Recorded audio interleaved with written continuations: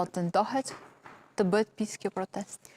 Të them të drejtën, shoh tentativa të disa kashme. Për shembull, protesta sot gjendet në mes të këtij duopoli. Pra, në një krah kemi Ramën që e sulmon dhe në krahun tjetër kemi Berishën që e mbështet. Padyshim, ditët e fundit ne kemi pasur aty edhe elemente dhune, edhe dje në darkë e pash, edhe gjatë ditëve të tjera disa para parlamentit, por e para ne duhet kuptojmë që suksesi i kësaj proteste, prej 36 ditësh, ka qenë pikërisht paqja, protestimi në paqe, protesta qytetare në thelb pa elemente dhune. Sigurisht që një qytetar të provokuar apo qytetar të cilët shkojnë tek parlamenti me një arsye të caktuar, sepse jo vetëm dyshja Rama Berisha, po dhe ai parlament qytetarët e ndjejnë që nuk e përfaqëson më. Unë besoj që dhuna ka qenë disproporcionale, unë besoj që një shtet demokratik nuk përdor dhunën ndaj qytetarëve të vet, qoftë edhe ata kur mund të tejkalojnë një cak apo një kufi. Pasi mësohet pak nga kolegja Eksuela Sheu që po ndjek në Dinamik për News të një të arrestuarit që prokuroria ka kërkuar masën arrest me burg për 3 persona. Janë 3 persona që goditën automjetin e policisë ditën e protestës dhe për të tjerët është kërkuar masa sigurisë detyrim paraqitje. Kalojmë në vandalitet, kalojmë në përshkallëzim, kalojmë në eskalim të situatës kur preket jo automjeti, makina e policisë, automjeti i policisë që është logoja. Do të kisha dashur që të mos ndodhnin këto episode. Nuk i mbështes, absolutisht jam një njeri që jam kundra dhunës dhe nëse jam në atë protest, jam pikërisht sepse ajo protest i ka folur Europës edhe mbar botës me qytetarinë e saj dhe me paqen e saj.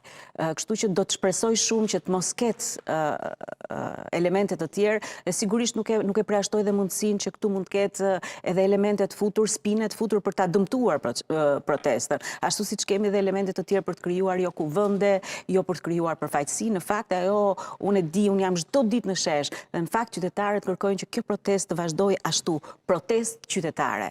Pa negociat as me qeverinë dhe as me një forcë tjetër politike, por me një kërkesë të qartë, largimin e Edi Ramës. Ashtu siç e shikoj unë, kjo është një pavarësisht se nuk kalojnë të kërkesat e tjera, duke menduar dhe duke e paraqitur si një artikulim jo të qartë, në fakt mos negocimi i largimit të Edi Ramës është thelbi i kësaj proteste. Po u largua Edi Rama, të gjitha gjërat e tjera zgjidhen. Do të ndërpres pak pasi në komunikimin publik, një eksperte, pedagoge para studentëve, ka një artikulim që vjen nga turma. Rama në burg, Berisha në burg. A e kanë me qeverisjen e Rama, me modelin e qeverisjes e Rama, me 3 mandate të kryera dhe një mandat aktual aktiv, apo e kanë me të gjithë klasën politike? Është e dukshme, Alba, që e kanë me të gjithë klasën politike.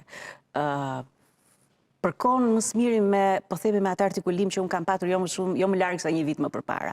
Do me thënë të gjithë artikulimin e vjetshëm edhe gjatë fushatës 2025-ës, unë personalisht, po edhe bashkëpunëtorët tanë po themi e kanë drejtuar pikërisht te kjo luftë, një shteti së drejtës, një model i ri politik dhe një Shqipëri pa dyshe në Rama Berisha.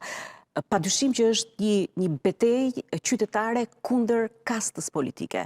Është një dyshe dhe sigurisht ndjekësit e tyre që kanë kapur të dyja forcat politike, që nuk lejojnë riqarkullimin e elitave përmes kapjes së sistemit zgjedhor, kontrollojnë ekonominë përmes pak njerëzve që ata i kanë mbështetur dhe përpiqen të ndajnë edhe të mirat që u takojnë shqiptarëve, prandaj është ky zemërim kaq i madh, se kemi 36 vite që prej vitit 1990 që nuk ka ndodhur një manifestim i tillë qytetar me kërkesa kaq të qarta sa qytetare aq edhe politike. Aty ka kërkesa të qarta politike dhe njerëzit dhe sot kjo protestë që i dedikohet këtij brezi të ri në fakt është një protestë që unë besoj që nuk do të ketë kompromis. Kush mendon se kjo protestë do të shuhet, kush shpreson se kjo protestë do të shuhet, aty ka një puls të jashtëzakonshëm, sidomos nga të rinj. Sidomos studentët e të rinj janë pjesa më e ndërgjegjësuar e asaj proteste. Nuk pranojnë më të largohen nga Shqipëria, nuk pranojnë më të jetojnë si të gjunjëzuar, nuk pranojnë më të mos jenë pjesë e një sistemi që funksionon jo mbi bazën e meritokracisë, po funksionon mbi bazën e njohjes dhe mbi nepotizmi dhe mbi komplet mekanizmat e tjerë që dhe të rinjt sot shpesh e shikojnë veten jashtë realitetit. Realiteti është shumë i mbyllur. Mundësitë e punësimit janë shumë të mbyllura, mundësitë e shkollimit po ashtu, mundësitë financiare, domethënë studentët sot dhe të rinjt sot e shikojnë veten jashtë një realiteti që është vendosur në krejt pak duar. Kështu që unë mendoj që ata që shpresojnë që vera do ta zbek të protest janë krejtësisht gabim.